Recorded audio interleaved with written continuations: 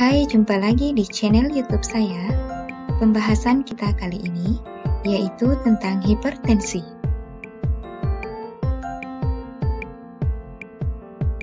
Hipertensi atau dikenal dengan istilah tekanan darah tinggi merupakan kondisi di mana tekanan darah di pembuluh arteri mengalami peningkatan. Umumnya, tekanan darah tinggi tidak menimbulkan gejala.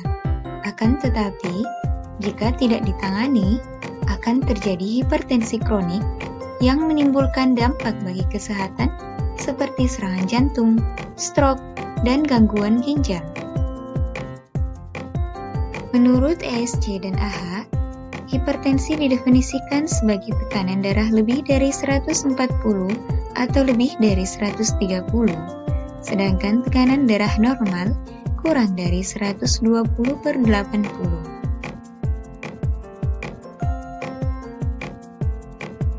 Gejala tekanan darah yang terlalu tinggi dapat berupa sakit kepala, konfusi atau kebingungan, gangguan penglihatan, kesulitan bernafas, serta denyut jantung tidak beraturan. Selain itu, tekanan darah yang terlalu tinggi juga dapat menimbulkan gejala seperti pusing, nervous, berkeringat, serta gangguan tidur. Faktor resiko atau penyebab terjadinya hipertensi terdiri atas dua, yaitu faktor resiko yang dapat dimodifikasi dan faktor resiko yang tidak dapat dimodifikasi. Faktor resiko hipertensi yang dapat dimodifikasi yaitu gaya hidup yang tidak sehat, seperti minum alkohol, merokok, asupan garam tinggi, kurang gerak, serta obesitas.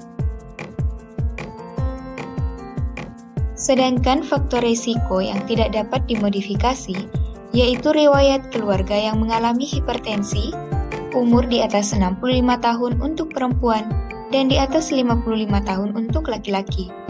Penyakit penyerta seperti diabetes dan hiperkolesterol. Hipertensi menyebabkan kerusakan struktur dan fungsi pembuluh darah arteri sehingga berdampak pada organ yang disuplai oleh darah seperti otak, jantung, ginjal, dan mata. Tekanan darah tinggi dapat menyebabkan kerusakan arteri ke otak sehingga terjadi stroke. Selain itu, tekanan darah tinggi akan merusak arteri dan terjadi penurunan suplai darah ke jantung.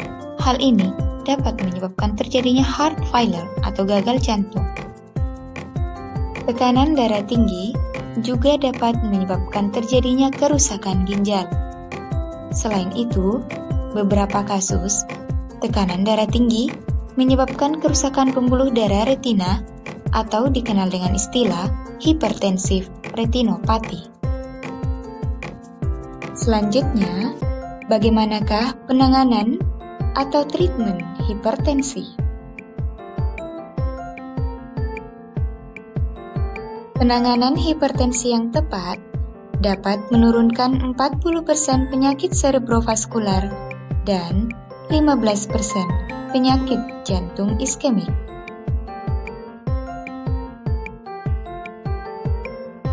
Penanganan hipertensi yang pertama yaitu modifikasi gaya hidup atau lifestyle.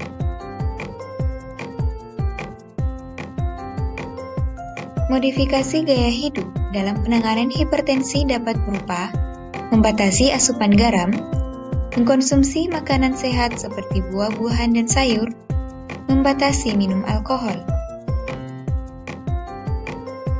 Modifikasi gaya hidup yang lain seperti menurunkan berat badan, melakukan regular exercise atau olahraga teratur, manajemen stres, berhenti merokok, dan mengurangi paparan terhadap polusi udara. Penanganan hipertensi selain modifikasi gaya hidup, yaitu dengan menggunakan terapi farmakologi.